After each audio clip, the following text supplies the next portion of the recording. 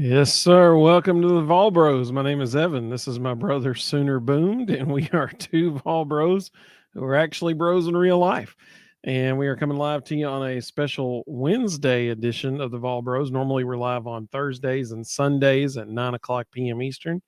However, I've got an event I have to be at tomorrow night, so Rustin's accommodating here with me, and we're going to go live tonight to preview the Oklahoma game this Saturday. Primetime game on ABC, 7:30 p.m. You've got Chris Fowler, Kirk Herbstreit, Holly Rowe on the call. So they're bringing their A crew to Norman, Oklahoma to see Josh Heupel's return to Norman. Rustin, we always do three things on our preview shows. We ask, what do you want to see this from our team this weekend? We ask, who do you think we're going to be talking about on Sunday? And we give our score prediction to round out the evening. So if you are watching along with us, we ask you to let us know in the comments what you want to see this weekend. Rustin, I'll start with you. What would you like to see? So Oklahoma defensively has the largest defensive line in the SEC. They also have two of the largest linebackers in the SEC. And when I say that, I mean not just height, but also physical weight. So what I want to see to start the game is I want to see us stress those six individuals sideline to sideline as much as humanly possible. Let's make those 300-pounders pick their feet up and run all over the place. Let's make those two huge linebackers sprint sideline to sideline. And I think what we're going to see, because they have no depth at those positions, I think what we're going to see is if we can stretch them sideline to start the game, third and fourth quarter, you're going to see us running right through them up the middle because we're going to wear them down. They're going to be a step slow. I think we can really expose their, honestly, for lack of a better term, their weight up front. So that's what I want to see. I also want to see us really attack their nickel. His name's Kendall Dolby. Y'all can be watching for him. He is the transfer from Northeast Oklahoma A&M College. They list him at 5'10", 185. That's just trash. He's 5'9", 175 soaking wet. And so I guarantee you there's nobody on Northeast Oklahoma A&M College's schedule that looks like Squirrel White or Dante Thornton, or even Ethan Davis. And so I want to see us attack that dude as much as humanly possible. He's the weak sister on the defense, so we need to expose him. And then defensively, I just want to see bend, don't break. I want to see us, create a bunch of 3-and-outs, get off the field, give the offense as many opportunities as possible. And I think if those three things happen, we probably win by a pretty comfortable margin. Absolutely. The things I want to see how they respond to all the hype, no pun intended, with Josh Heupel. And I want to see how they respond with his return.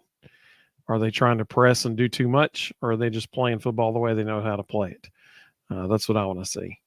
I want to see us respond very well and go out and just absolutely kick their tail. That's what I want to see. I would love that. I do think we can expect to see some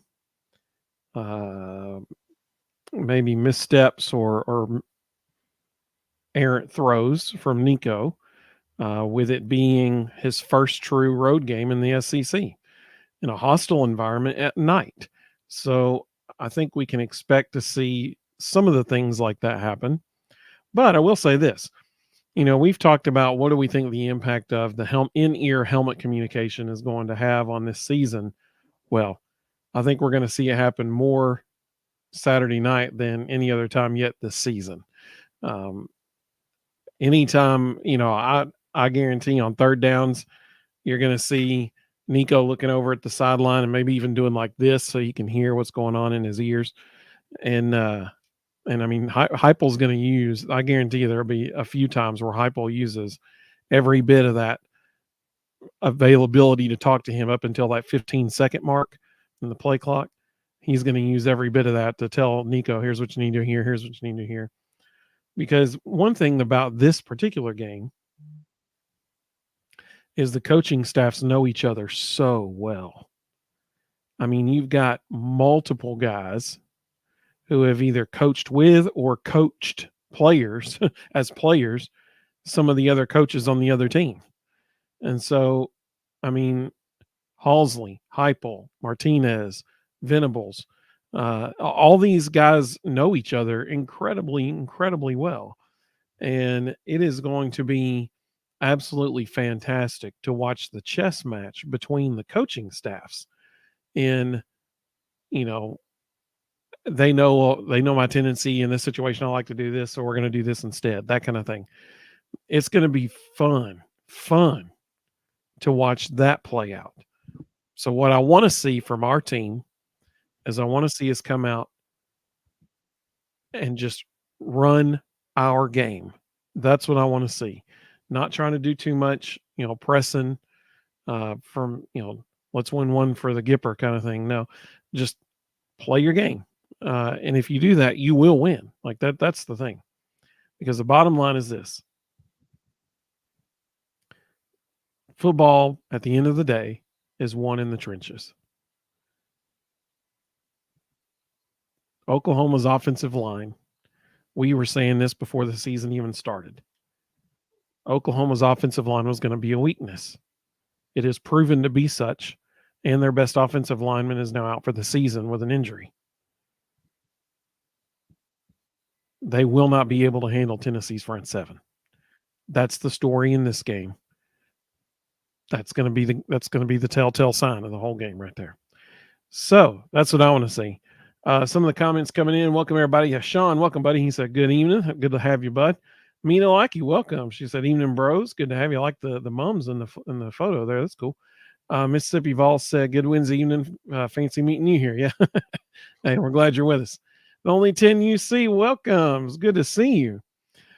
James, you read my mind, buddy. Good to have you. He said, "Good evening, fellas. Did you see the availability reports?" I did, actually. I've got that ready to share on the screen right now, actually. So I will put that on the screen since James mentioned it there.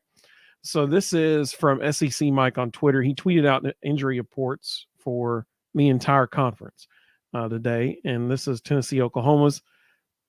So on Tennessee's, there are two names on there that should not surprise anyone. One is Jordan Thomas.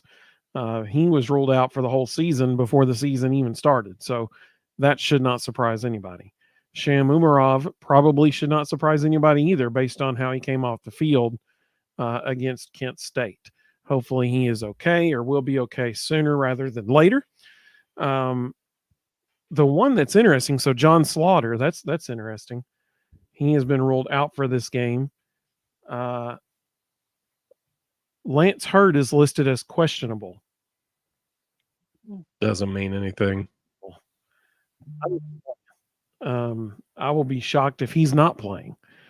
This is just a way for coaching staffs to not reveal all their cards before the game day. And if you look down at Oklahoma's, then you see the exact same thing there. There is two interesting things there on Oklahoma's. Deshaun McCullough plays a decent amount of snaps on defense and on special teams. And so that hurts they were already short at linebacker. That hurts their linebacker depth even more. But the one that really stands out is Jaleel Farouk being out. That's one of their starting wide receivers. And it's interesting that if you look closely, the other two starting offensive linemen I mentioned the other night are also listed as questionable. Yep, Branson Hickman and Jake Taylor. Yeah, so those guys are very banged up. They're a different questionable than Lance Hurd. Before the last game, after the last game, Josh Heupel even said if Lance Hurd had to play Saturday, he could have played. Right. So, the Oklahoma media people are saying those two offensive linemen for Oklahoma are not okay, that they will be playing injured if they play. Yeah. So the last thing I saw tonight, Hickman is apparently going to play. That's the last thing I've heard. The offensive lineman that they are missing the most is Hatchett, a couple people higher up than him on the list there. Right. He is the one that right here, Gary Hatchett, he's listed as out because he tore his bicep. So he's out for the season. That was their best offensive lineman. So an offensive line that was already starting 5 brand new people to Oklahoma. Their best offensive lineman gets injured, and now 2 more of them are listed as questionable. And that Jaleel Farouk injury, that's a big deal because that's a starter. That's one of their top receivers. And his backup, this is why it's even more important. His backup is J.J. Hester, who transferred from Missouri. J.J. left Missouri because he wasn't getting to play at Missouri. He gets to Oklahoma, backs up Farouk, and has not caught a ball in a game yet. So he has literally 0 touches on the season, and now he's going to be starting. So that's a big development right there for Tennessee. Yeah, this was just released like less than 2 hours ago, probably. Like it was very, very recent when this was posted. SEC Mike didn't even post it till like 8. Well, it says up there in the corner 8:18 tonight. So I mean, this was very, very recent news right here. So James, that was a fantastic question. And I'm glad you asked it because it queued me up perfectly to put it on the screen. Well played, James. Well played. So yes, that's a big deal for Tennessee because, I mean, everybody that we need on the field is going to be available to be on the field, and somebody that Oklahoma, 2 people that they really need on the field will not be on the field. Mm-hmm. That is now official based on that report. So the only 10 you see said, I'd like to see our defensive line pressure Jackson and contain his feet. Well, you just hit the key to the game right there. So it's not good for Oklahoma that their leading rusher is their quarterback. That is not going to lead to massive success in the SEC. Yep. And that is their situation right now. His ability to, prolong the play, escape the pocket, and then just take off running essentially was their whole offense against Tulane. It was the thing that on crucial 3rd downs, he was extending the drive. So I think you're exactly right. Only 10 you see is contain him.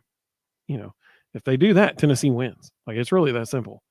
To break it down to the most simple thing, if Tennessee contains Jackson Arnold, well, there goes Oklahoma's entire offense. So that's all you got to do. David, welcome, David. Good to have you. He said, good evening, gentlemen. Go Big Orange. We're glad you're with us. Herb, welcome, buddy. He said, honestly, I just don't see how they keep up if we jump out to a 10-14 lead. Wouldn't surprise me if we hit 50 plus on them. Okay, so I want to mention, I want to, this is a good point. I would be fascinated to know. Let's think about over this season so far. First offensive possession against Kent State was a touchdown. I don't remember the first offensive possession against NC State. Was it a touchdown? I don't remember. I don't think it was. I don't think so, no. I think we had to punt. First offensive possession against UTC was a touchdown. When you go back last season, if we just say scored on possession, whether that was a field goal or a touchdown, they scored on, I think, 9 of the 12 games. They scored on the opening possession. It was at least 8. I know for a fact it was at least 8. I think it was 9. When you go back the year before that, like we could go back across Heupel's tenure at Tennessee, and one thing that they have been phenomenal about is you give Heupel 5 days to prepare for you. He's going to score on you on the opening drive. Like, that's how that works. And so that they have to be one of the best teams in the country over the last 4 years on scoring on the opening possession, if that's even a stat, which I'm sure it is somewhere. they are very, very good at opening the game and scoring, whether that be a field goal or a touchdown. So, Herb, I think that you're exactly right. I think that they will score in some way on the opening possession. I'd say that's a pretty good bet right there. Herb said he thinks that Nico will be locked and loaded, ready to go, and cool, calm, and collected. I agree. Okay, the reason I agree with that is because Nico's such a fierce competitor. That's why I think he's going to be ready to go. It's because Nico emulates Heupel and how competitive he is. Oh, side note, if no one has read Chris Lowe's article that he released today about Heupel returning to Oklahoma, do yourself a favor and go read it. You just go find Chris Lowe on Twitter. It is a fantastic article. And one of the things was they quoted a former coach, Oklahoma coach, who coached Heupel, and then they also quoted Barry Odom. Barry Odom played against Heupel when Barry was at Missouri and Heupel was at Oklahoma, and he was talking about how, as a defensive player, he loved to taunt the quarterback, yell at the quarterback, stuff like that. He said Heupel was one of the few that would yell back at him. He said that he was such a fierce competitor, and he called him a stone cold killer. He was just that fierce of a competitor. Well, I think we've all seen that in Vol Nation. VFL in Texas. Whoa. Let's see. Mr. Osborne, thank you so much, man. We appreciate you. He said, good evening all in the Vol Bros. I want to see a game with little to no penalties. Amen. No turnovers. Amen. And hopefully no injuries. Play Tennessee football and stay on the attack on both sides of the ball. Go Big Orange. Thank you, Vol Bros. We thank you very much for that. That's very kind. Thank you. We appreciate that. Herb said Odom and Heupel are buddies. Yep. Yeah. Some of the other comments that come in here. Let's see here. Oh, I missed a bunch. VFL in Texas said, good evening, everybody. Go Big Orange. Good to have you. Hunter, welcome, buddy. Good to see you. He said, good luck. Excited for the game. Boomer, welcome. We are glad you're with us. Best of luck on Saturday. I don't think it's going to work out for you personally. That's not me using orange colored glasses, but I just don't see how Oklahoma's offensive line is going to hold up against Tennessee's front seven. And I don't even need to say that. It's not Tennessee's front seven. It's Tennessee's front. It's Tennessee's front 19. That's the 14 defensive linemen and 5 linebackers.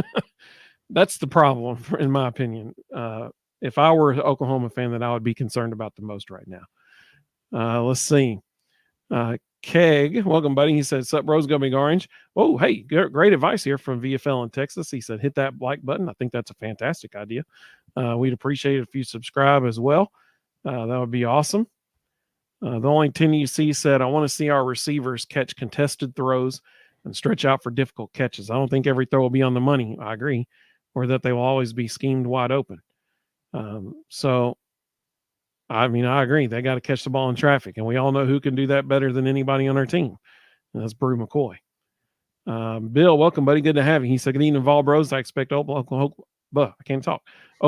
special teams. There we go. To have a night of field goal attempts. I hope you're right, and I think you will be right. Let's remember, as of yet, Tennessee's defense has not allowed an offensive touchdown in the last 4 games that Tennessee has played. All 3 games this year and the bowl game against Iowa, which the bowl game against Iowa, that's not saying a whole lot. Let's see. HT14 said, hey, bros, good to have you, man. Welcome. Robert, welcome, buddy. He said, we're a lot more talented team than the Sooners. I agree. Andrew, welcome, buddy. He said, hello from Nash Vegas. Lance Hurd is questionable. Hope that's more gamesmanship versus reality. Ooh, great point. I think it is. Gamesmanship. For sure. Because, like Rustin said earlier, after the Kent State game, Heupel did mention that they had several players who had sat out, Lance Hurd being one of them, who he said could have gone if necessary. They just held him out for precautionary reasons. So hopefully he's ready to roll Saturday night. Carl Carl said, have been watching for a while. Does this make me a stalker? Nope, makes you smart.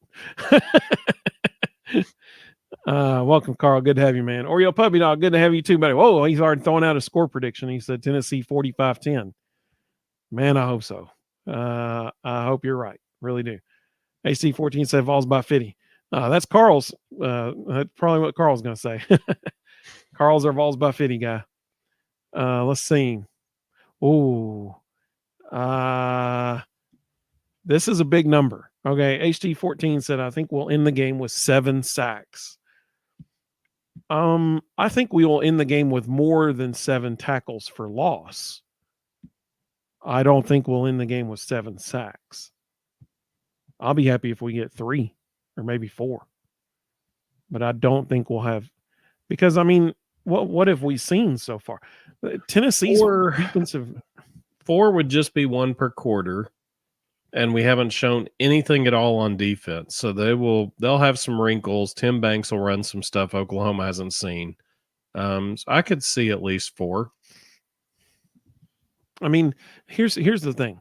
What we have seen from every team we've played so far, including NC State, until they got so far behind that they had to start just throwing it as much as they could. What we've seen from every team is get the ball out of the quarterback's hands quickly.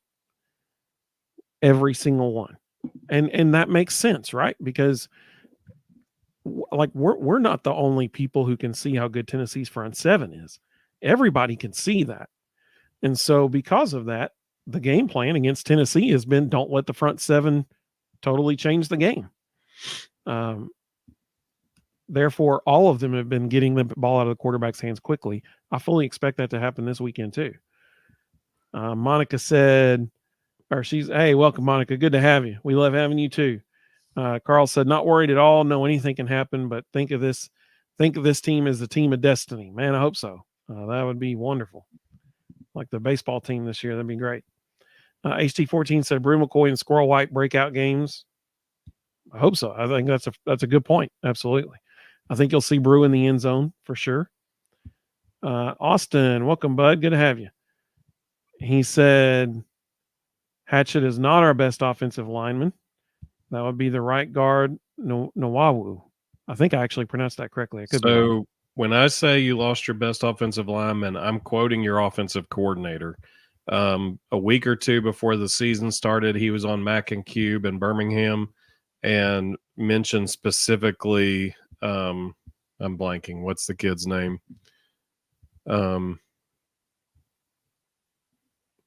Shoot. While you're finding that, Austin also said it's also good news for Oklahoma to have Everett back. Hatchett. Also, Anderson. Seth Littrell said the Hatchett kid was their best all-around offensive lineman and their most important piece to the offensive line. He said Anderson is our best wide receiver. We'll have him back for the first time this year. Still going to be tough for Oklahoma. Boomer. So I'm not adept on Oklahoma fan speak. Is like other Oklahoma fans supposed to respond with Sooner? Like when someone says Boomer, does somebody else say Sooner? Is that how they do that? Like Ohio State, OHIO kind of thing? Or Missouri's like MIZ and then somebody else goes ZOU. They can't even spell their own state.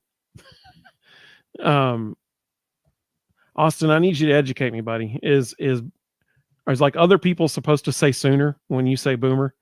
Please educate me. I'm trying to learn. So we're glad you're with us. We love having fans from other teams here. That's fun. So we're glad you're with us. Let's see here. HC14 said Keenan Peely, quarterback spy. You may be Arion Carter actually too. Yeah, it'll be Arion. But they'll definitely have a dude whose sole responsibility is to make sure that Jackson Arnold doesn't get allowed to escape. You're exactly right about that. Benjamin, welcome, buddy. Good to have you. He said, hey, guys, been loving the show as always. Really excited for this team to start SEC play. I agree. He said, I know y'all have talked about the mess that is Florida. Any fear if Napier throws Lagway in there? Nope. Have you seen Florida play? So I'm assuming that's like when they play us, if Lagway enters the game. I don't think it would. So actually, do I think that Lagway is a more athletic quarterback than Mertz? 100% yes.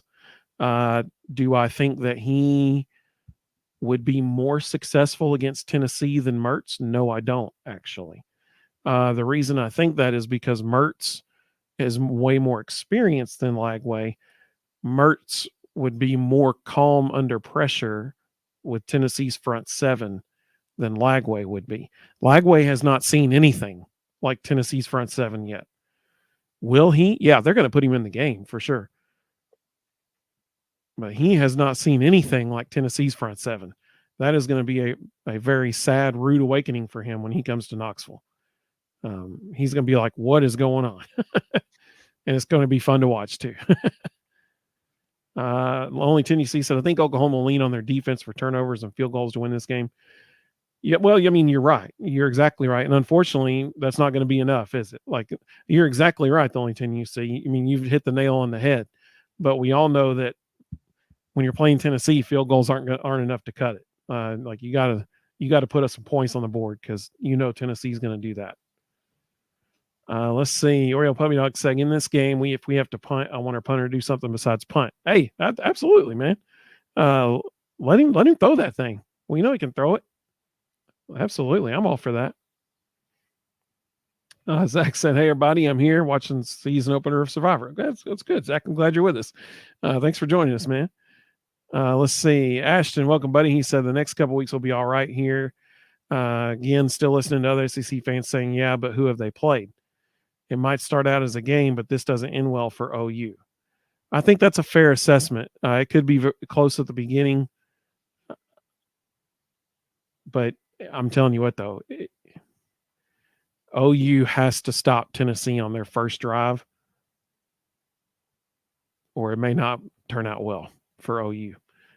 Tennessee, if they are able to score a touchdown on their opening drive and get things rolling right off the gate, that might not pan out well for OU. Zach said OU has no chance. Well, they got a chance. So you're telling me there's a chance. They got a chance. I don't think it's as strong as I believed it was prior to the season starting. Hunter said Nick Anderson would have started the last 3 games if he wasn't injured. Him being back is huge for Oklahoma. So that's good. So now we know who Jermon McCoy will be over. Jermon McCoy is Tennessee's best cornerback. And so I'm sure we'll see a great matchup between him and Anderson. Let's see. Austin said, if Heupel blows out Oklahoma, can we start calling him the assassin? He calls himself that in dodgeball. We saw that in the first video from his tenure in Rocky Top. Let's see. Carson, welcome, buddy.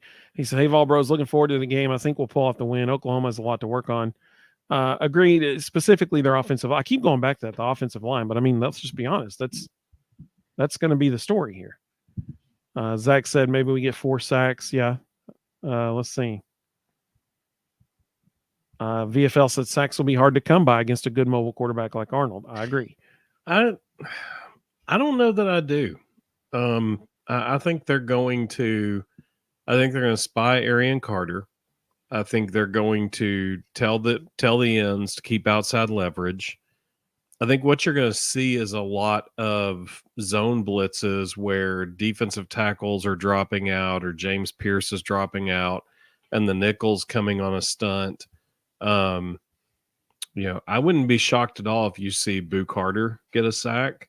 Wouldn't be surprised if you saw, even Jermod McCoy get a sack. I could see them sitting in the corner every once in a while. I think you're exactly right. If we get sacks, that'll be a great spot for it to come from. Have you seen how they've used Boo almost every single time he's gone in the game? Yeah, like the first or second play, they immediately send him on a blitz.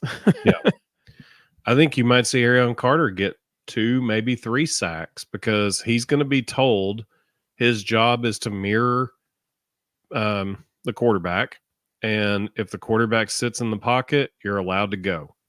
And so if he sees an open lane, he's going to have a free runner lane to go hit the quarterback. I think we might actually see Jackson Arnold get beat up. That's what I want to see. I want to see Jackson Arnold get the crap beat out of him, because then we get to the backup quarterback and he is not ready to play. So, I would love to see Jackson Arnold get knocked down a lot. One of the first things that you said there is probably the most important aspect of containing him. You mentioned that the edges need to keep outside leverage. Right. They can't run past him.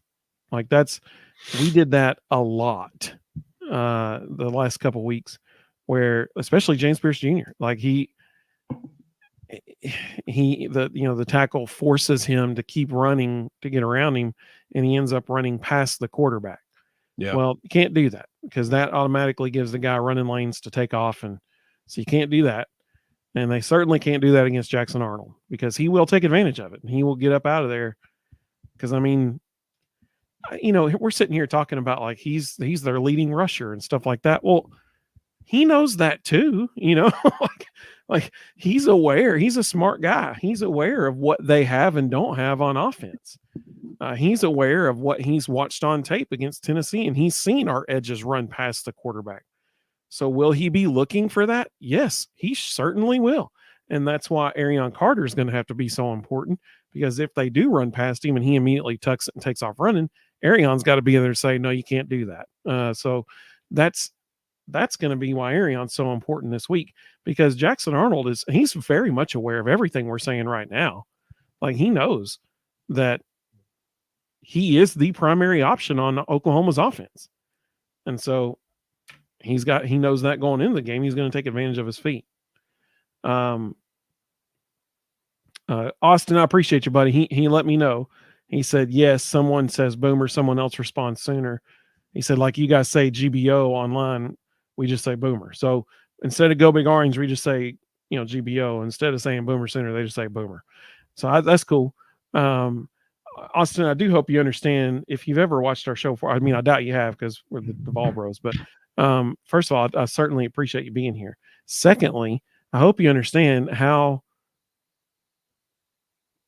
my level of respect for Oklahoma and my deference to you in Oklahoma, and even saying Boomer Sooner out loud, because there are other fan bases that reside in Tuscaloosa that I will not even say their phrase on this show. If you go back and watch the show for the last 2 years, I have literally never said their phrase on this show because I refuse to do it. So I appreciate you guys. Russ and I were both there in 2015 at the Oklahoma game in Neyland, double overtime game, incredible game. So I appreciate you being with us. That we're glad you're here. Let's see. The only thing you see, so I think Oklahoma will run fast tempo. How does that affect us, if any? Well, I think it plays in our hands. Yeah, if they try it. They don't have the depth. I think the biggest thing I think people need to understand, if you look at their two deep on offense, out of the 22 guys in their two deep, 15 of them are either transfers or freshmen. You don't have that many guys in your two deep, brand new guys in your two deep, unless you have significant depth issues. On defense, 9 of the 22 are transfers or freshmen. So, that screams big time depth problems. They're not comfortable with the players they have. They're going out finding new ones to replace them. They're immediately getting in the two deep. So if you can turn this into a track meet, and again, their defensive line is the biggest in the entire SEC. Those dudes need to be picking their feet up and down as many times as possible and running sideline to sideline sprints all game long. We do that. We run a bunch of outside zone, bunch of quick screen, make those guys run. By the third quarter, they're not going to be effective. They're going to be dying. Urbass, speaking of baseball, Rustin, I want you to answer this question with the tweet that you posted earlier from Mike Wilson. So Herb said, speaking of baseball, do you think Hype will use the baseball team winning the national championship as motivation for the football team this year? I wouldn't say just him. I would say the entire athletic department. If you have not read the article Mike Wilson wrote in the Knoxville News Sentinel today, we retweeted it. It's on our Twitter timeline. I would encourage everyone to go read it. It is an excellent article. He gets very in depth on the coaches within the athletic department at UT and the camaraderie that exists, but not only the camaraderie that exists, but how hard they push each other to be better and how much they are actively pursuing each other to learn and grow and find new ways to engage their teams. It is an excellent article. It's one of the best articles that the News Sentinel has put out in a very long time. And Mike in Mike's tweet, he mentions he interviewed Coach Webb, the golf coach, and after the interview finished, Coach Webb called him back and said, "I forgot to tell you one thing." And he said the reason the whole athletic department's having so much success was Josh Heupel. Yeah. That was his answer. So really a cool thing, and what an endorsement by a fellow coach on staff, right? Like, There's also a totally different sport. Yeah, there's also a great line in there by Danny White where he says he knew that about Josh Heupel, that he had been that way at UCF. He knew that he was bringing in a coach who was going to actively engage every other coach. So he didn't worry about that dynamic. He knew that Heupel was going to help bring that. But it's pretty incredible when you get in the weeds and hear, things like Rick Barnes and Kim Caldwell breaking down film together. There's a lot. Tony Vitello going and sitting down with the weeklies to talk through how you handle certain scenarios. It's a pretty impressive article. Let's see. Tyler, welcome, buddy. Good to have you. He said Rustin should enlighten our Oklahoma fans who are joining us this evening what he thinks about their season outlook beginning Saturday. I predicted them to go 7-5. I'm gonna stick with that prediction even after watching the first few games and watching the rest of the SEC. Again, I think they've got a lot of issues they got to resolve, and I don't think their current roster can resolve it. And so I'm going to stick to what I said. I firmly believe they're a 7-5 team. Dearden, welcome. Good to have you. They said Vols by 14. I think that's a good prediction. I like that. I think that could very much happen. Austin said OU's defense is too good and prideful to just sit back and let us gash them with run game and short passes. They're going to try to stop and force Nico to make throws over the top in Norman. To which I say, awesome. Because Nico can do it. We've seen that repeatedly. Let him throw it up. You got people like Brew McCoy, Chris Brazel, Mike Matthews, Dante Thornton Jr. Yep. Squirrel White. Let him go get it. Good luck covering all those guys. Carl said Tulane put Jackson Arnold in duress. What do you think the Vols defense will do? That's a fair point, Carl. That's a good point, man. And Austin said because of what he just said, it's why he thinks it's Nico's coming out party on a national stage. I agree with you, man. I really do. It's tough because he is just a redshirt freshman. This is only his 5th start, if you include the bowl game last year. But I mean, it just feels like this is going to be it, right? Like it feels like this is going to be when Nico is becoming the talk of everybody. Because here's the thing, he hasn't even played a full game yet this year. And he's second in the SEC in passing yards. I mean, it's ridiculous what he's doing. Soren, welcome. Soren watched Josh Mancuso's video. So if you haven't seen it yet, Josh Mancuso released his Oklahoma-Tennessee fan versus fan video. And that's hilarious. And this is one of his lines. And he said, boomer means you just get older sooner, right? It's not word for word, but that's pretty close. So, Soren, you have good taste.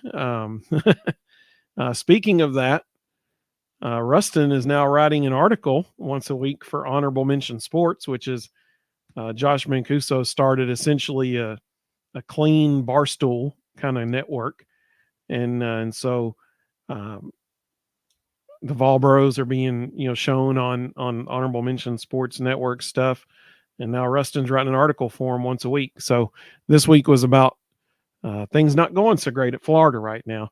That article came out today, and that's on our Twitter, or I keep saying Twitter, X, whatever. On our It will always X be account. Twitter. I agree totally. Old habits die hard, man. So y'all go check out that article. Rustin did a great job. I read the whole thing. It was good. I had no idea what was happening, so I was surprised as anybody today when I saw it. I was like, "Wait, what?" And I was like, "Oh, okay, cool." And then I read it. It was good.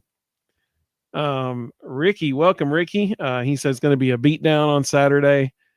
Man, I hope so. I really hope so. Zach said Oklahoma has a chance just like Kent State did. I think they have a better chance than Kent State. Kent State lost to St. Francis of Pennsylvania. So there's about 138 teams nationally that have a better chance than Kent State. Yeah. Carl said Heupel's going to be out there cashing in receipts. It's actually accurate. That's probably what's going to happen. Chris Lowe's article today will make you feel exactly the way Carl just said there. Carson said, I think it comes down to who has the best defense, which we definitely have the better one. We do. So we have a higher ranked defense and offense in both total defense and total offense. We haven't, we had UTC and Kent State in there, and Oklahoma's played Tulane and Houston, which are two better teams than the two I just mentioned. But I think we're going to find out this weekend that those numbers don't lie. Zach said, I'm giving my score early, 56-6, 2 field goals for Oklahoma. I hope you're right, man. I don't think it's going to be like that, but I hope you're right. When I was talking about the fan base in Tuscaloosa, Carl said, who needs those guys in Alabama? Let's see. Carl said the only 10 you see always hits it out of the park with questions. Agreed. Absolutely. She's fantastic. Let's see. Zach said, I respect Oklahoma more than the fake UT. I like how he in parentheses Texas, just in case anybody was wondering. Let's see. Herb said, best quote of all is, the best is yet to come. Absolutely. That's Heupel, actually. Heupel said that. Zach said, Tennessee sports is here to stay. Sorry. Jonathan, welcome, buddy. Good to have you. He said, it'll be a better game than people in Tennessee think. We are getting some injured players back at OU. So Jonathan, welcome. You're welcome on the Vol Bros show anytime, buddy. I'll say this. Prior to the season starting, my concern for Oklahoma was the brand new offensive line, all 5 people, brand new offensive coordinator, brand new quarterback.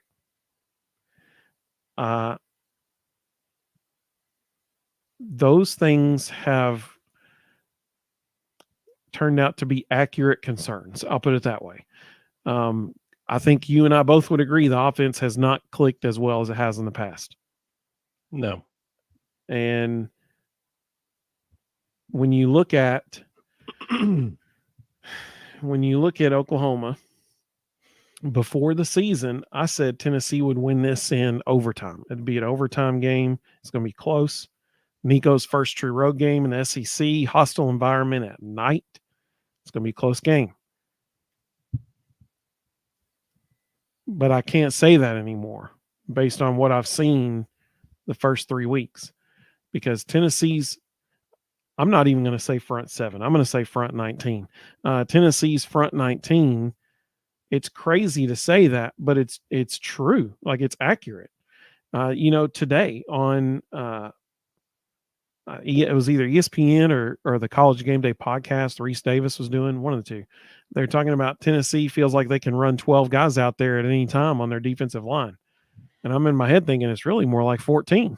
Yeah. And none of them are walk-ons. That's what's crazy. They're all scholarship players.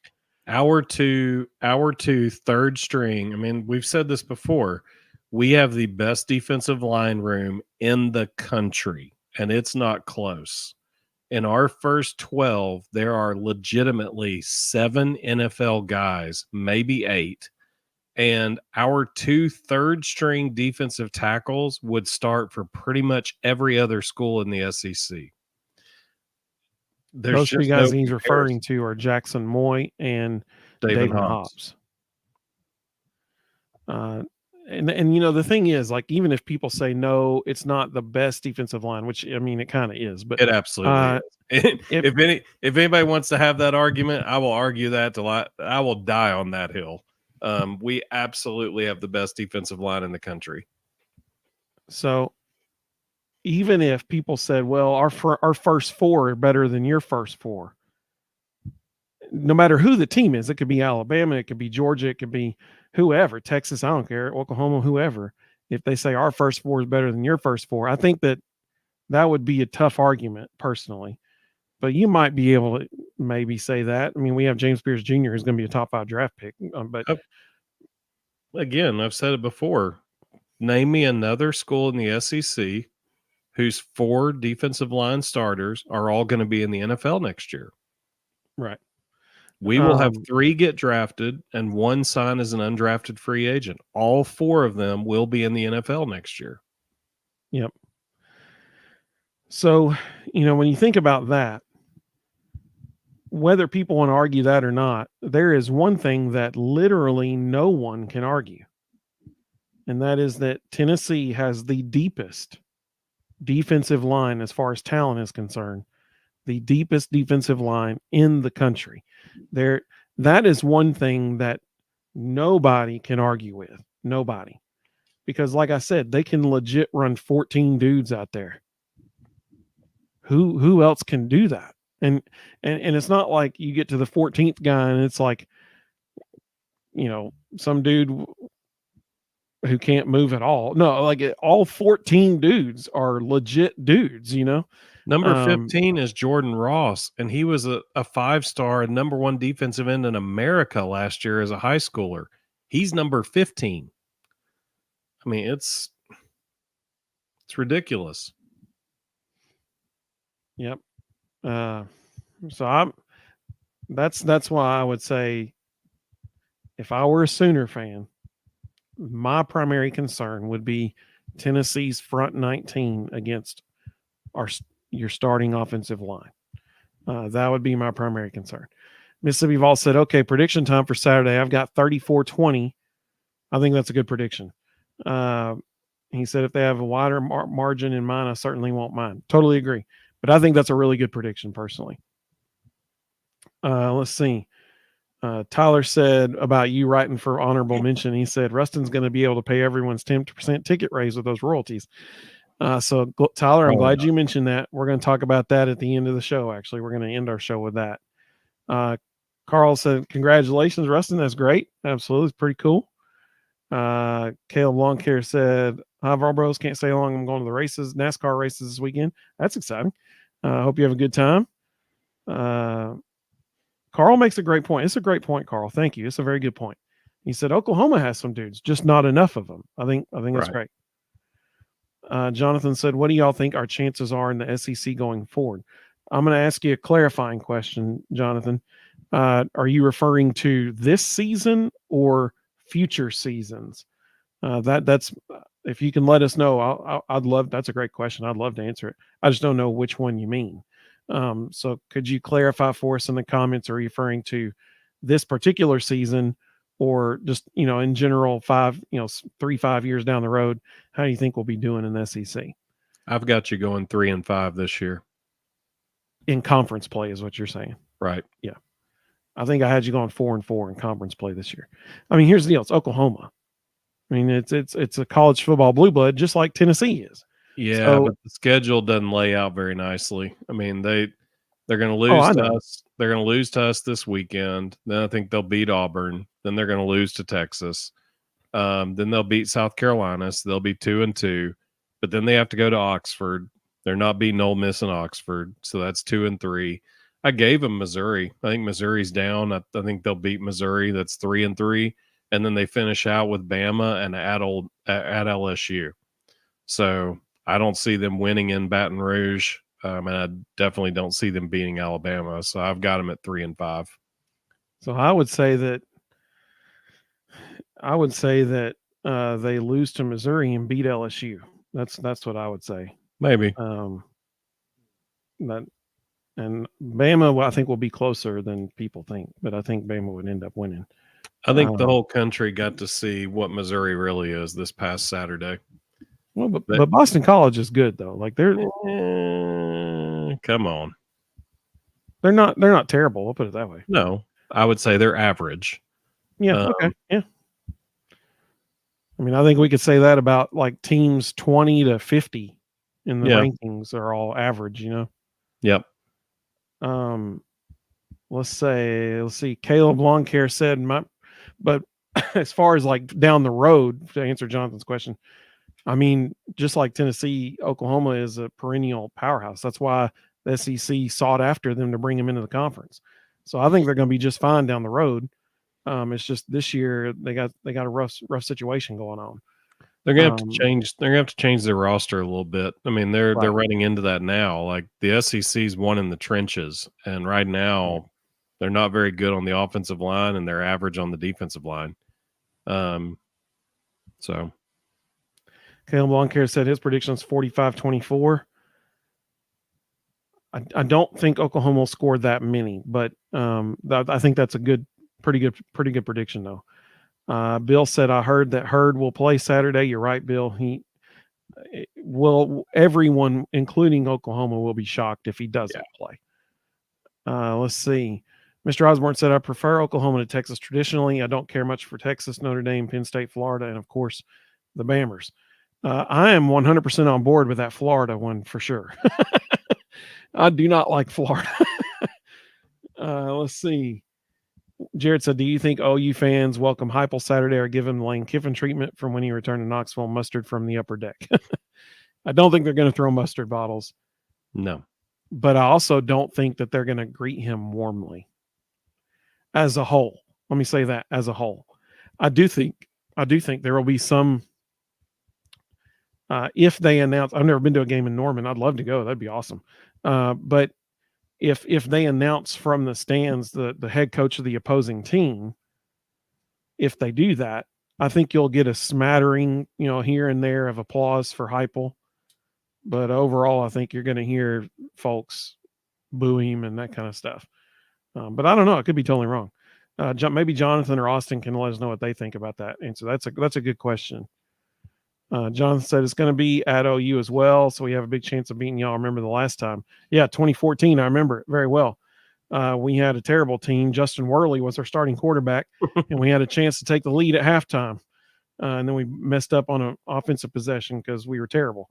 So, yes, I remember that very, very well.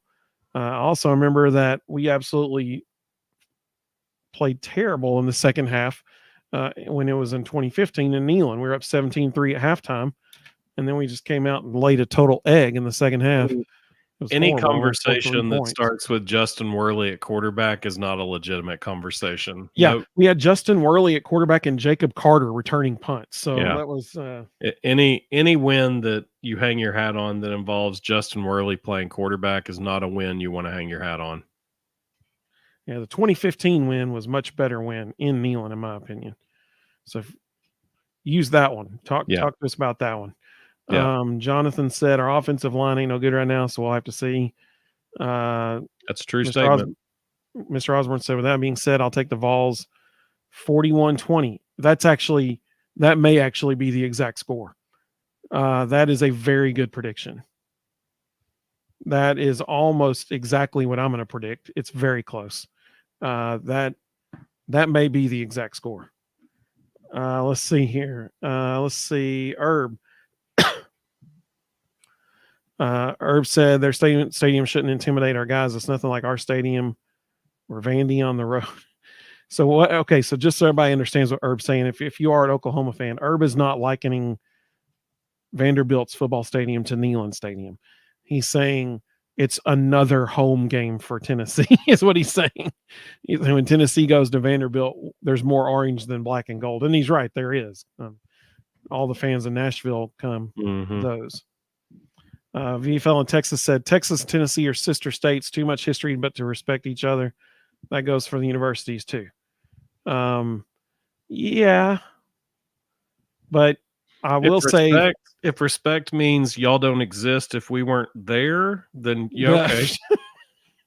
Well, I will say this to all the Texas fans who say they're the real UT. My answer is the University of Tennessee was a university before the state of Texas was a state. So that's what I say. We're the real UT as far as that goes. And I think you'd agree with me because, I mean, we were around before there was even such a thing as Texas. Let's see. Jonathan said, we have a good defense at OU. Also, we haven't allowed a 20-point game from an opponent. You also haven't played a good offense. Tulane lost a ton off last year's offensive unit. Houston is in shambles. Dana Holgerson's talking about just ditching everything. And Temple's awful. So I think I'd refrain from talking about points allowed so far.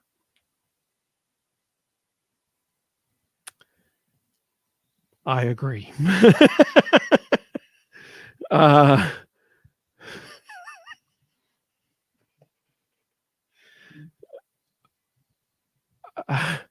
Okay, so here's the thing. I agree Oklahoma has a good defense. I agree with that. I also think that Oklahoma has not yet played the number 2 offense in the country in total offense right now, with the quarterback who is third in the SEC, or excuse me, second in the SEC in passing yards, and he hasn't even played a whole game yet. There's also our running back who's second in the SEC in total yards, and he hasn't even played a whole game yet. That they have seen nothing like what is coming on offense this week. I had a senior moment. I accidentally said Dana Holgerson. I mean Willie Fritz. Oklahoma has seen nothing on offense like they will see this week. No. Whole new ball game. Not remotely close. Houston and Tulane can't even compare to what they're going to see. And let me clarify by saying this too. It's not just the people I just mentioned. Mm-mm. You have the deepest wide receiver room in the SEC coming to Norman this weekend. You have arguably the best offensive line in the Tennessee in the SEC coming to Norman this weekend. The reason I say arguably is because prior to the season starting, Cole Kubelik said LSU had the best offensive line in the SEC, and Tennessee had the second best offensive line in the SEC. He said Cooper Mays was the best center in the SEC. When you look at Tennessee's offensive line, you have 5-star at left tackle, redshirt for it. Lance is a redshirt freshman. He last year didn't count, did it? Mm-hmm. Yeah, I didn't think so. So you have a redshirt freshman, 5-star left tackle, 5th or 6th year senior left guard, 6th year senior center, 6th year senior right guard, and 6th year senior right tackle. And they are legit dudes. Well, particularly the right side of that line, the center, right guard, and right tackle. The other thing I would say is Tulane ran for over 100 yards last week, and there's not a single guy in Tulane's running back room that will even make the roster at Tennessee. So you're about to see a different level of running back that you have not experienced yet. Running behind an offensive line that is arguably the best in the SEC. Because LSU's offensive line, they're not playing as well as everybody thought they would.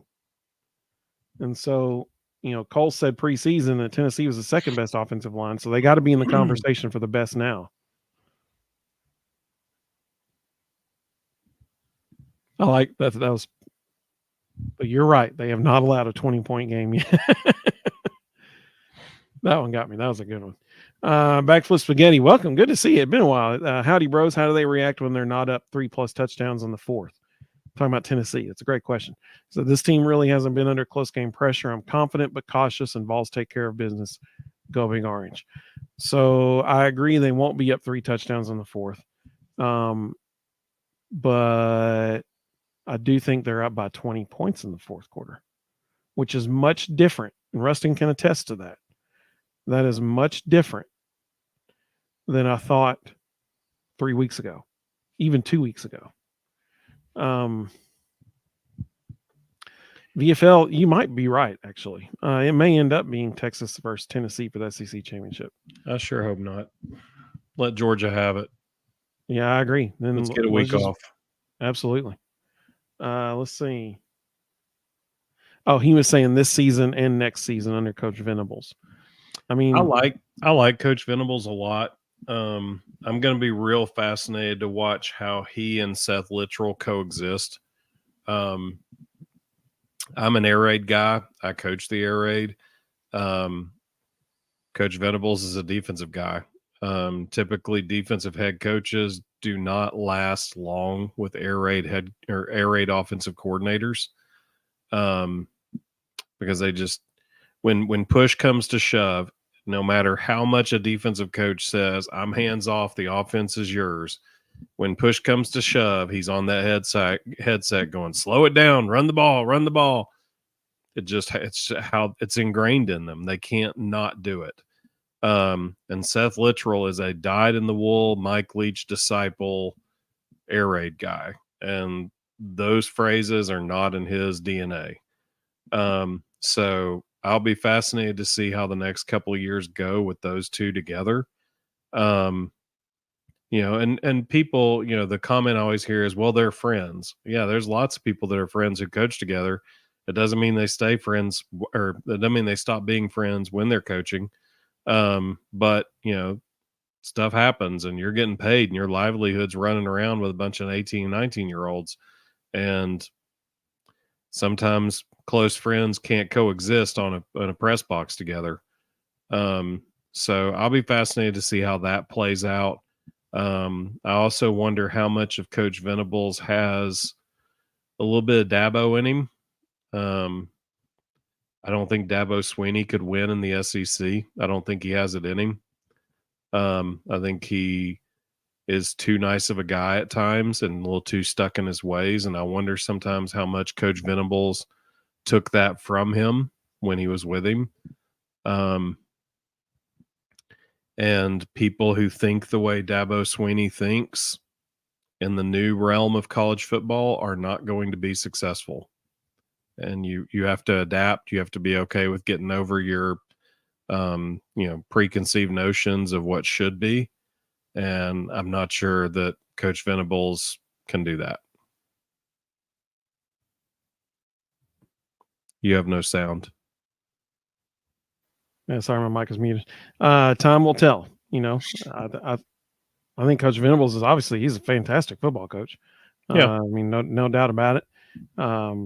And he's at a program that recruits itself, right? So I think he is set up for success, no doubt.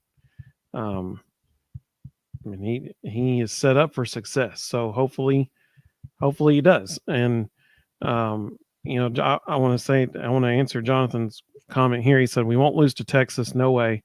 We beat them last year. We will again. So here's the thing, Jonathan, I 100% hope you're right, buddy.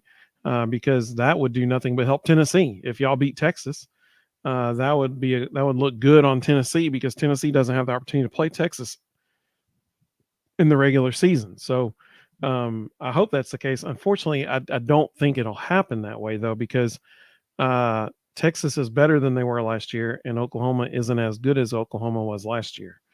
Jackson Arnold is not the quarterback that Dylan Gabriel was. And that was a major factor in that Texas game last year. Let's see. And Texas used their NIL money wisely, and they are loaded at positions that they needed to be loaded in. Yeah. Let's see here. Well, I mean, Texas, I mean, if you're looking at who has the best quarterback room in the country, you're looking at Georgia and Texas. I mean, like, they got plethora of riches going on there. The way Carson Beck's been playing, I'd give that lean to Texas. Right. Ben, welcome, buddy. Or thank you, buddy. He said, great Florida piece, Rustin. He liked that one. Carl said he's staying with 51-13. I like it, Carl. I like it. I hope that happens. I hope. Carl said, hit that like button. I think that's a great idea. Excellent advice. Let's see. Sean said, did y'all see Sam Ocho with ESPN said today, the best way to slow down the Tennessee offense is to put speed bumps every 10 yards on the field.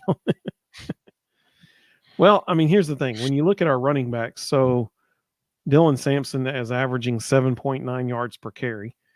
And Deshaun Bishop, I think, is averaging over 10 yards per. I think it's 11 something yards per carry. So, I mean, yeah, put a speed bump out there, and he'll trip over it as he's getting the first down. So, that's the best way to stop him. I agree. This is good. Jonathan said they love Josh Heupel still in Oklahoma. So hopefully he will get a warm reception. I thank you, Jonathan, for saying that. We appreciate that. I was genuinely curious as to how the fans there felt. So that's good to know. Mississippi Vol said we also had Butch Jones on the sideline in 2014. So that's a good point.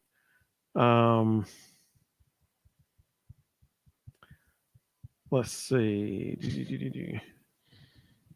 Jonathan said, every year at Oklahoma against SEC, what do you think Coach Venables will do? Will we be good in this? Oh, so we already answered that. Okay. Mm-hmm. Let's see. Mr. Osborne. Mr. Osborne always brings out some great trivia for us. I love it. He always has good ones for us. He said, fun fact, Daniel Boone is my 8 times great-grandfather. I bring it up since we're in some history talk. I like it. I love it. That is really fascinating, though. That's really cool. That is very cool. And you don't live far from Boone, North Carolina. So still close to the roots there. That's very cool. Jonathan said the reason we're doing so well, we haven't played good teams. Agreed. NC State's good. I'm pretty sure only one of us has played a top 25 opponent. That's fair. And we beat them so badly, they're nowhere near the top 25 anymore. Yep. 51-10.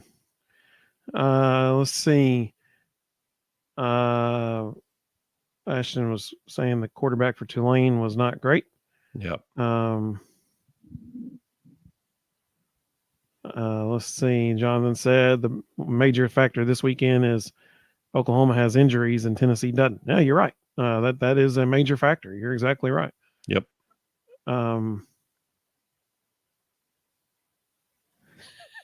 VFL in Texas is defending Texas right now and remembering the Alamo. I like it. Davy Crockett was there. He was there. I think you need to do a little history research there because that statement is definitely not accurate. Tennessee Volunteers are called the Volunteers for that very reason. Because we came running. We came running down there. Not me, I wasn't alive then. But Texas wasn't even a state yet. Like the Alamo is what led to Texas becoming a state. All the battles down there. Let's see. Carl liked Mr. Osborne's history fact too. I did too. That was cool.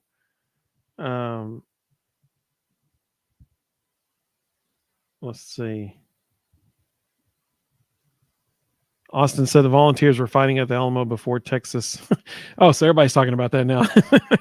Yeah. The Alamo was in 1836. Texas didn't become a state until 1845. It was 9 years later. Herb, I like Herb. He's already at the playoffs, man. He's like, we're going to the playoffs. So Herb said, I want number 5 seed in the playoffs. I agree, man. Like if I could pick one, that's what I'd pick because you get to have a home game. You get to host a playoff game in Mm-hmm. Neyland. Can you imagine? Holy moly, Yep. that would be nuts. And you also then, if you're the 5 seed, you get to play the 4th automatic qualifier, which is probably going to be from the ACC or Big 12, and so you should have.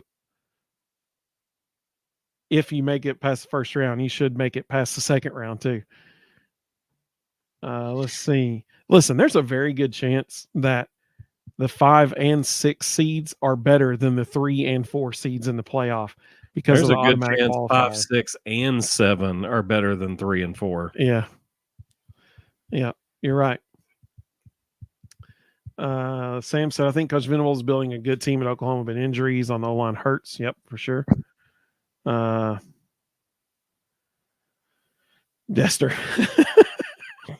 Welcome, Dester. He said Oklahoma will not score a touchdown on Saturday. That would be incredible if Tennessee makes it 4 games in a row without allowing a touchdown. That would be incredible. I think they're going to score 1 personally. I think they will score 1 touchdown. Vols Nation Champs. Nation Champs. I like it. Welcome, buddy. He said, first time watcher, question, how is Lance? Dude, you might be the first person to ever say in the 2-year history of our show, first time watcher, or that kind of thing. That's awesome, man. Mm-hmm. Somebody said it. How cool is that? We're like a real thing now. I love it. That's really cool. I think maybe one other person maybe sometimes said something like that. I don't know. Well, I'm just glad you're with us. Welcome, man. You're welcome here anytime. He said, how is Lance Hurd? Do you feel our secondary will be okay if OU has a miracle and it gets good overnight? So Lance Hurd will be playing. I don't think there's any doubt he will play. How banged up he is, I don't know. Will they give him some breathers? Probably, but he will play. Will our secondary be okay? Yes. The reason I say that is because will Jackson Arnold throw the ball? Of course, yes. Will a lot of them be quick slants? Yes. Because they're not going to allow him. And I'm not talking about Tennessee. I'm talking about Oklahoma's coaching staff. They will not allow him to drop back, take 5-7 step drops and sitting there in the pocket waiting for receivers downfield. They're not going to do that because they know they can't. He'll get blown up if they do that because Tennessee's defensive line will be on him if he's sitting back there. They got to get the ball out of his hands fast. They know that. And so what's going to be secondary is fascinating? going to be okay because every throw will be in front of them.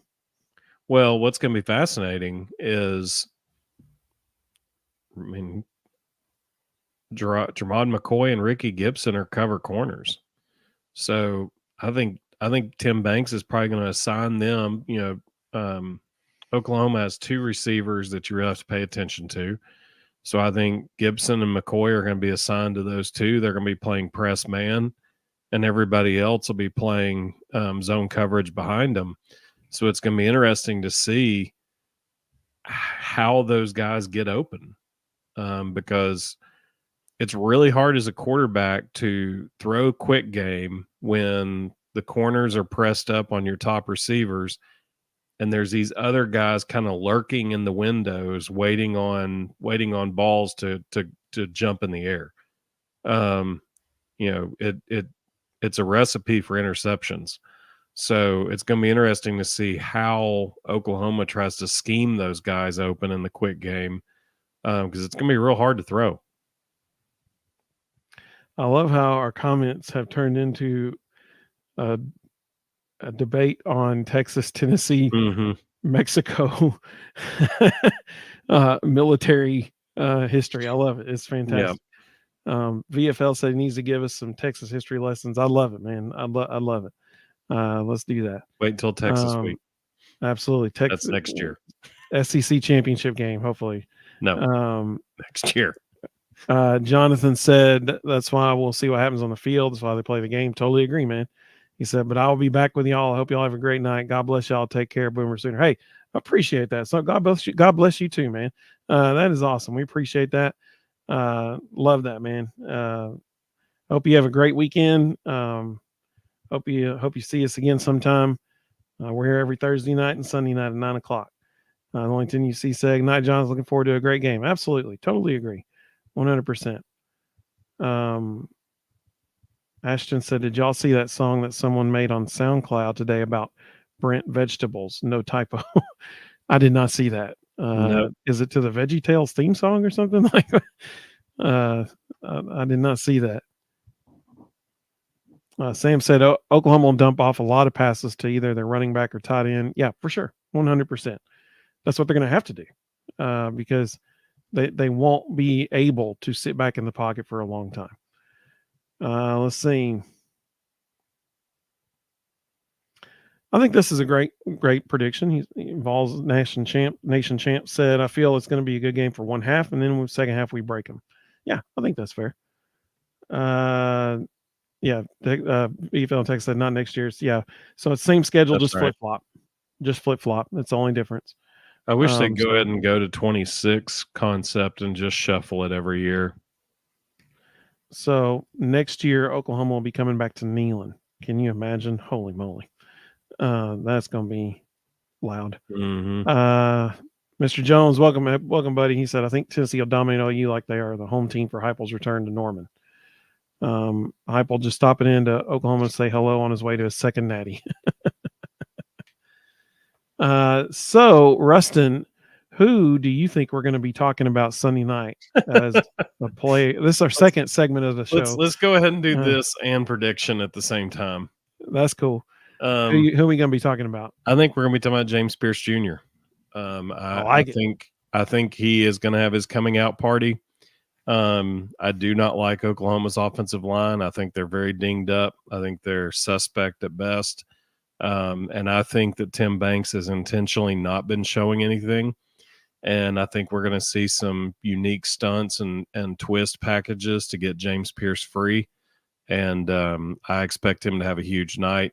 As far as prediction, I agree with what Vol Nation Champs said a second ago. I wouldn't be surprised if the score at halftime is like 17-10. I think this is going to be a war of attrition. I think we're going to wear them down slowly, and they'll stay in it for a half, and then the second half will run away from them just on sheer talent and depth. And I've got my final being 38-16. 38-16. So that's my exact prediction too. I think Oklahoma scores one touchdown and kicks 3 field goals. Yep. The reason I say that is based off of Tennessee's, I don't know if stubbornness is the right word, resiliency maybe, I don't know. But repeatedly this year we have seen when they get when the ball starts moving on them, they just have a determination about them. They will not let a team in the end zone. They won't do it. Yeah. And so I think we see that this weekend. I think, for the first time this season, the opposite team will get in the end zone for one time, and then they kick 3 field goals after that. So I think that's what we're going to see. The person I think that we're going to be talking about on Sunday is Arion Carter. And I think the reason we will be talking about him is exactly what you said earlier. He will be the spy on Jackson Arnold. Mm-hmm. So you're going to see Arion Carter, and Keenan Peely will get a lot of tackles too, but you're going to see Arion Carter get an absolute ton of tackles on Saturday, because he's going to be the guy that when Jackson Arnold tucks the ball and takes off running, Arion Carter is going to be there to say, "No, sir, you can't do that." And so that's why I think he's going to be the guy that we're talking about. I would love it if we're talking about Nico. I would love it if this is his national coming out party. Yeah, I want Nico to just stay within himself and take what he's given. I don't want him to force anything. I think we're just better than them at every position. And if he just takes what he's given, good things will happen. I agree. So Vols national champ said 35-21 prediction. I think that's a good prediction. I think that's good. Let's see. The reason I say 38 is because I feel like, there will be one drive where we take a shot or something and it didn't work out and we have to settle for a field goal, something like that. So that's why I say 38-16. Dester said Texas A&M is a tribute to Tennessee, the Alamo, when we played them a few years back. That's cool. Mississippi Vol said one more thing. We were at the 2015 game in Neyland. I remember most of the stadium standing for the whole game. Yep, absolutely. He said my ears ring for the next 3 days. Awesome atmosphere. It was incredible. I mean, it was awesome. Yep. Let's see. Sean said I'm going to go 35-20. I think it's a great prediction. Mr. Jones said we're going to be talking about Nico and Dylan Sampson and the defensive line. I agree with all that. And he's predicting 55-14 Vols. So he's saying they score 2 touchdowns, but we score a whole bunch. Well, what he's really saying is he thinks we're going to run away with it, and then they're going to get a touchdown late against the 4th string. Probably, yeah. He said 50 points for 4 straight games. That'd be awesome. I just don't know if we can do that in Norman. VFL in Texas said 45-10 Tennessee. I think 10. I hope that would happen. I think they might get a couple more field goals. But that would be awesome. That would be awesome if it did. But again, we want them to kick field goals, because if we're trading touchdowns for field goals, we'll take that all day. Hey, absolutely. Totally agree. Vols national champ said, sorry, I don't think we can score 50 plus on this defense. I agree. That's why I went with 38. I would like to say 41-16 and that we get another field goal in there somewhere. I just don't know if we can cross 40 on Oklahoma. So that's why I went 38. Sam said I could see Oklahoma playing defense very aggressively, open up Tennessee to go over the top. I agree 100%. If Oklahoma gets down big early, exactly. That's the key, man. Yeah. Thank you for saying that. That's the key. If Oklahoma gets down early and they have to start throwing the ball, it's over. It's done. Because Tennessee can just pin their ears back and come after Jackson Arnold, and it's over. Like that. That is the key. If Tennessee can get out to an early lead, ball game. Mr. Jones said there's a tornado coming through on Saturday, an orange storm. It's actually going to be 94 degrees that day in Norman, Oklahoma. It's going to be bright and sunny and 94. So that actually plays to Tennessee's advantage as well, because, again, biggest defensive line in the SEC. If we can make them do this, those guys aren't going to last. Yeah, and we got plenty of dudes that we can run in and out and keep them fresh.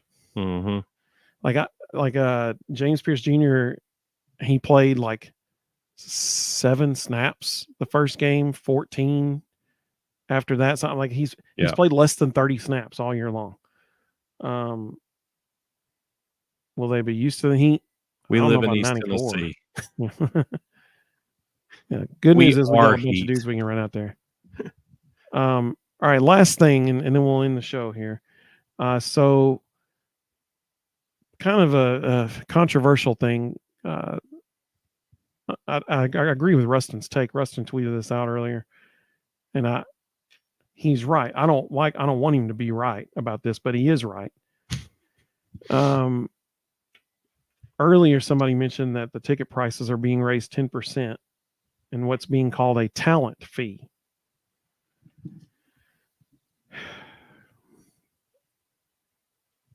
This is, in my opinion, the sad reality that we will face from here on out in college athletics. Because as soon as you start paying them, they're going to go where the most money is. That's what's going to happen. I mean, you would too, right? Like all of us would go where the money is. You want to have the best team, you got to pay them, sadly. And the thing that frustrates me about it is, listen, we all know, everybody watching this right now, we got 110 people across all 3 platforms right now. Everybody watching this knows it's already crazy expensive to go to a Tennessee football game. Like, it is not easy, man. You got to like save just to get to go to one game. I mean, if you have a family of 4, you're easily going to be paying up, if you pay off Ticketmaster or something, you're going to be paying it. And if it's an SEC game, like Florida or Bama or something like that, you're going to be paying almost $1,000 just to get in the door for a family of 4. So with that being said, it's pricing people out. I don't know I if this get it. number I don't know if this number's accurate, but yesterday someone connected with, I can't remember who it was, someone connected with the UT athletic department said they had close to 15,000 people on the wait list for season tickets. That's why they went ahead and made this move. Yep. JL said he probably renewed his tickets. Real Puppy Dog said, "Don't. Where's all the TV money and logo money going? Don't get why charge 10% more." The TV money and logo money is covering what they're doing right now. This hike is going to go toward the legislation that the NCAA is about to pass that's going to allow for revenue sharing. And, I can't remember who it was. Somebody was on ESPN this morning. They were talking about this, and they actually made the statement, Tennessee's just being proactive and everybody else is about to copy them.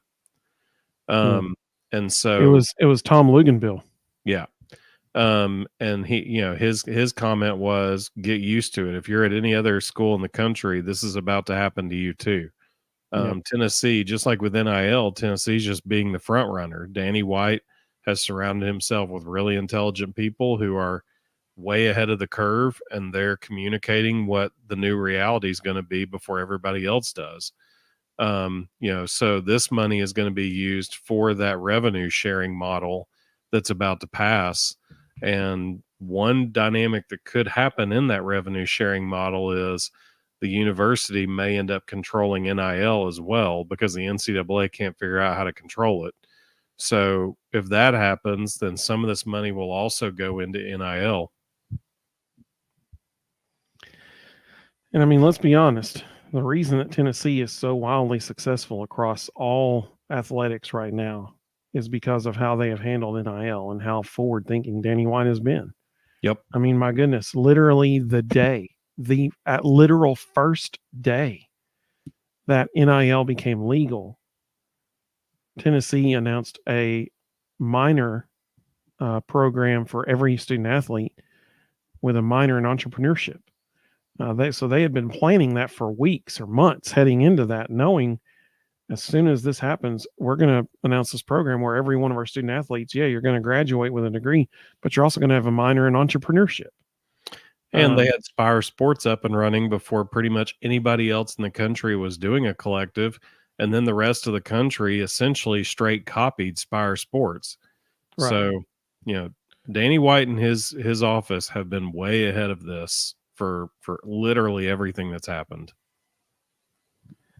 Missouri fan in our comments. That's exciting. He said, good luck, but I'm hoping Oklahoma beats y'all this week. So to my Missouri fan here, my question for you is, can you explain, I know you said you're hoping they do. What do you think actually happens, though? That's my question to you. Tyler said, of note, Oklahoma just approved an entertainment district today for their athletic venues. So once again, Danny White and other people are copying him. Mm-hmm. Thank you, Tyler. That was a good note right there. Sam said, I don't like it either, but I'm done with seeing us lose recruits to Auburn, Alabama, and others after they visit the cabin and get paid under the table. Yep. Yeah. Mizzou Champ said that he thinks Tennessee wins the game 28-24. That's fair. That's fair. Let's see. Clark, welcome, Clark. Clark said, y'all are wild if you think Tennessee will put up 45 plus points against Oklahoma's defense. So, Clark, are you an Oklahoma fan?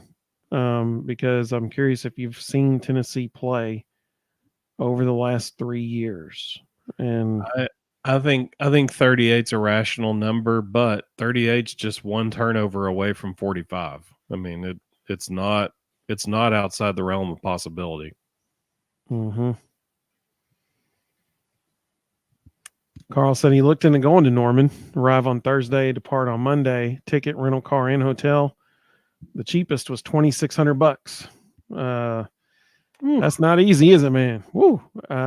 Practical side says TV. Yeah, I'm with you, buddy. I'm with you. Absolutely. Mr. Jones said winning in today's NCAA football is similar to MLB money. Can help you win games and talent. Absolutely. Absolutely. I don't know if Clark's still with us. That was only 2 minutes ago that he commented that, but this revenue share model is going to be the worst thing ever. I hate it. I think it's a horrible decision, and it's going to open Pandora's box. And what's going to be real interesting is how they're going to navigate minor sports, because this is not, there's no way they're going to keep this to just the major sports. Like minor sports are going to have to get a cut. Yeah. And for sure. I don't know how you justify paying players in a sport that loses money. Like I don't know how you do that. Missouri champ said, man, why can't y'all spell Missouri? That's my question. I mean, y'all live there. Like, you should know how to spell your own state. He said, only reason I'd like Oklahoma to beat y'all is I'd rather them be undefeated when we crush their dreams and reality. They ain't going to be undefeated by the time they're not going to be undefeated. Yeah. They got too much ahead, man. They got Texas before y'all. They got Ole Miss. Yeah. What in the world? This may be my favorite comment we've ever gotten on any Darth Ducky. Holy moly, this is amazing. He said, I can't spell Tennessee. Well, you did a great job because you spelled it right. But he spelled it correctly. So Darth Duck, are you an Oregon fan? Like I'm assuming that's the Oregon Duck in the Avatar. That's amazing. That may be the coolest name we've ever had on our show right there. VFL in Texas said, are y'all going to have a watch? We're not going to have a watch party. I apologize about that. It's a late game, man. People have asked for that. And my major issue with that is no one wants to watch a game with me. Like I get too fixated on the X's and O's and I don't talk. Like I'm basically mute. And so I don't think anybody would ever want to do that. People might want to watch a game with me if it's going well. if we're playing poorly, I get totally silent, and my family gets really awkward being around me. They're like, he's not talking anymore, and I just sit there frustrated watching it, But if it's going great, I'm just a pleasure to be around. So Darth Ducky is the duck they put in the river outside Big Ten Media Days. Oh, okay. So that's a photo of that ginormous duck that was next to that bridge out there. Okay. That was a huge duck, man. Darth said, glad Tennessee is good again. We are too. It's nice. Amen. When Nico scored on the 38-yard touchdown run last week, I was just like, or against NC State rather, I was just like, it's nice to have good players again. It's nice. Let's see. Mr. Jones said Heupel wants blood. He wants to run up the score. Absolutely. Carl said he agrees. Rustin, are they going to create a players union after a few years? It's the next logical step. Tyler said the money will go to all sports, even non-revenue sports. Danny White did an interview with a guy from On3 and kind of laid out what he knew of the situation if anyone is interested. So when they originally started this conversation, 2.5, 3 years ago, they were talking about just football and basketball. And, everybody knew there's no way that's going to last. And so, now that it's gotten to this point, it definitely will go to all sports. I'm just saying, I don't see how you justify it. Like, it's amazing to me that, and I'm glad they do, but, the fact that players get NIL packages in minor sports, they're getting all of their tuition and room and board paid for. Then they're getting money on top of that. And then if they qualify for Pell Grants, they're getting government money on top of that. and now we're going to give them part of the revenue in a sport that loses money. Like, that's contradictory. There is no revenue in a sport that loses money. Like, that makes zero sense. Sam said he's been hearing that as soon as the revenue sharing is approved, lawsuits are going to be dropped on the distribution of the money. I'm sure you'll see that all around the country. Talk about something that'll rip athletic departments apart. And, how are they going to justify people like Livy Dunn, who are making multiple millions of dollars a year in NIL, but she plays a minor sport that absolutely does not make money.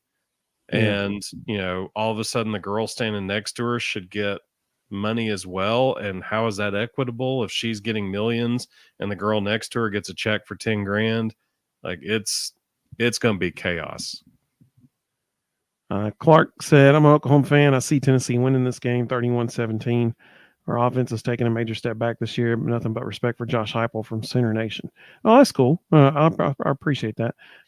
So Rustin and I both said 38-16 as a final score prediction. So we're right in the same ballpark with you. Mr. Jones with a 2016 Florida reference there. Can Darth Ducky pull that trucky? So Darth Ducky, just so you know, when Tennessee played Florida in 2016, a Florida player was asked, does Tennessee have a chance against you all this weekend? And he said, can a duck pull a truck? Why that was his answer, I don't know. But then all of a sudden you see all these shirts being printed up of like the Aflac duck pulling, like towing a truck behind him, pulling a truck with a rope. And Butch Jones in his post-game presser right there on the field immediately said, hey, that duck's pulling that truck, baby. So that's where that came from. Just terrible. So then Oreo Puppy Dog asked how he's doing at Arkansas State. Not great, actually. Not too well. Tyler said everything school means everything to Danny White. It does. That's a good point. Mizzou Champ said, question, how will your headset communication be this weekend? It's your first true road game. They run everything off hand signals and go it as fast as humanly possible. They're hardly using the headset communication. They typically, Heupel talked about this, like they're just giving little thoughts to Nico real quickly as they're signaling everything in. It's like we don't even have it. So just so you know, Mizzou Champ, their goal is to snap the ball every 8 seconds. So from the time the previous play ends till they're snapping the ball again, 8 seconds. The first week of the season, they got one off in 6.5 seconds. So they don't have time to communicate a lot in the helmet. Now, I do think you will see it more this week since it is his Third first and medium. road game. Exactly. So anytime you have like a medium to long third down, they're going to get up to the line of scrimmage as fast as they always do so that the defense doesn't have a chance to sub. And they're going to stop, look over, and at that point, you still have probably 29 to 30 seconds left on the play clock. Yeah. And so then Heupel can sit there and talk to Nico for 15 seconds until that helmet communication ends. And so that will be the few times that you do see him use it a lot as far as like amount of seconds. And the beauty of that is you've got a head coach on the headset who's looking at the defense and telling Nico exactly what he's going to have. I mean, so he's not, saying, hey, we're audible to this play. He's telling him, hey, you're reading this guy. If he drops, you're hitting this route. If he sits, you're hitting this route. He's making it really simple for Nico in those scenarios. Let's see. Mr. Osborne said, I definitely understand the ticket fee of 10%, but I do miss the days of 1984 when I paid $2.50 to see the Vols play the Gators. Absolutely, man. That's never going to happen again. Yeah, wouldn't that be awesome, though? That's amazing. That's fantastic. Danny White needs to do that one year for homecoming. Like, do a throwback and charge whatever the prices were for like some 40-year anniversary. That's about the only way you'd ever see that happen again. Let's see. Mizzou Champ said he hadn't scouted us a whole lot, so he thought he'd ask. Yeah, I mean, like I said, that every 8 seconds, that's their goal. Get a playoff every 8 seconds. Yep. JL said we can finally run our full offense for once. Yeah, absolutely. Mr. Jones said Nico's giving Heupel the call. The headsets are reversed. Let's see. Ashton said, what are student prices now? When I was there, 0406, it was still free. So I'm pretty sure it's as of last year, it was free. Lottery. Essentially, yeah. Because they don't all get in. It's very limited. Yeah. Danny White said they had 15,000 requests more per game than they could handle in student requests. Let's see. Darth, I disagree with you. That's just called creating a home field advantage. Also, number 6 in the country doesn't mean they're bad. Oh, Tyler said it's $20 now, going up to $25 next year. I got you. Well, and I mean, let's be real. Nothing's free. Like, every student has a student fee in their tuition that was covering those free tickets. So I was wrong. I thought they were free last year, but they weren't. Tyler said they were $10 in 2016. So,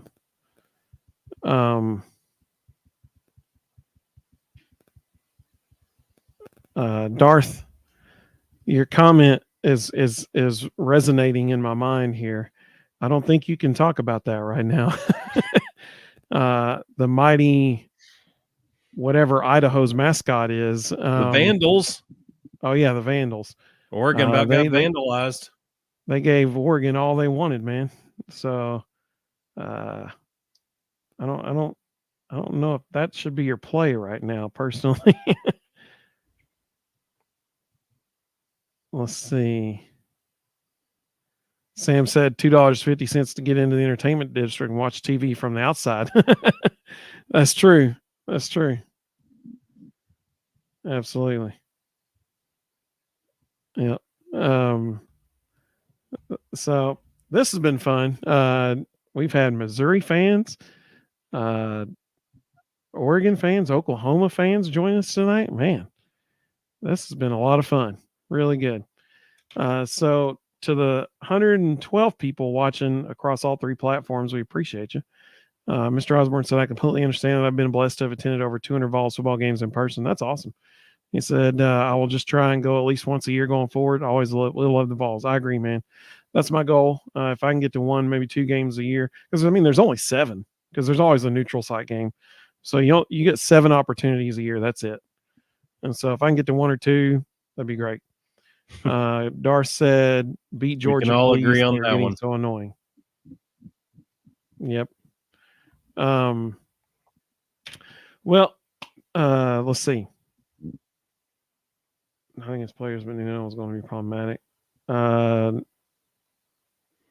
Chick-fil-A? Is that what he's saying? I don't know. I think autocorrect got Carl there. NIL was never going to be a positive thing. I mean, let's be real. What is NIL? It's just the under the table payments we've been making for years that are now all out in the open. I mean, there's a reason people hid it for a long time. Like, it's not a clean transaction. Hey, I will say this. Let's see. Our contest, the College Football Pick'em Challenge, the picks are due tomorrow night because the first game is Friday. So if you have not yet submitted your picks, please do that by tomorrow night, because Friday night we have a top. Who would have thought we would be saying this sentence before the season started? Friday night we have a top 25 matchup of Illinois at Nebraska. Who would have thought we'd be saying those words before the season started? Greg, welcome, buddy. Good to have you, man. He said, great commentary. Can't wait for Saturday. We appreciate that, man. Us too. JL said Tennessee has benefited from NIL, no doubt, because of Danny White, how he's been the master of it. Yeah, I'm not opposed to it. I'm just saying there was no way it was ever going to be a positive thing. Sean said, hopefully we don't get pulled over for playing too fast in Georgia when we go down to Athens. Even if we do, we won't get in trouble. Yeah, exactly. Let's see. JL said it was looking pretty rough before NIL in the portal. That's exactly right. Tennessee has used both to their advantage. Carl, man, we appreciate you. We always love having you, buddy. Carl's the man. Let's see. Florida has not done well with NIL. That is correct. Sam. Nope. That is correct. Well, we thank everybody for joining us. I mean, as always, man, it's so much fun. So we hope everybody has a great evening. Hope you have a great couple days leading up to Saturday, 7:30 p.m. ABC. Hello, one welcome score prediction. We actually, for the first time in the history of the Vol Bros, we both had the same score.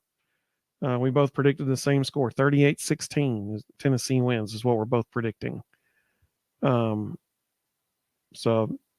first time ever in the history of our show. VFL in Texas, we appreciate you, buddy. Always love having you with us. Don't be doing that hook 'em horn stuff on here. Carl said, try not to let my next to last ranking in the college football pick'em challenge intimidate you. No problem, man. No problem. Carl's just slow playing it. He's about to take off and he's going to go 10-0 the next 5 weeks. Yep. Well, we appreciate all of you so much. Will, welcome, buddy. Good to have you. Appreciate it. We're about to head out, man. We've been on for almost 2 hours, so we're going to head out. Darth, he said, yeah, who is the real UT? So we talked about that earlier. My answer to that is always Tennessee was a university before Texas was a state. So University of Tennessee was in existence before Texas was a state. So we say the real UT is Tennessee. That's what we say. And apparently the SEC agrees with us because they listed Tennessee as UT and Texas as TEX on the Media Days program. So we hope everybody has a great evening. Go Vols, and we will see you all very, very soon.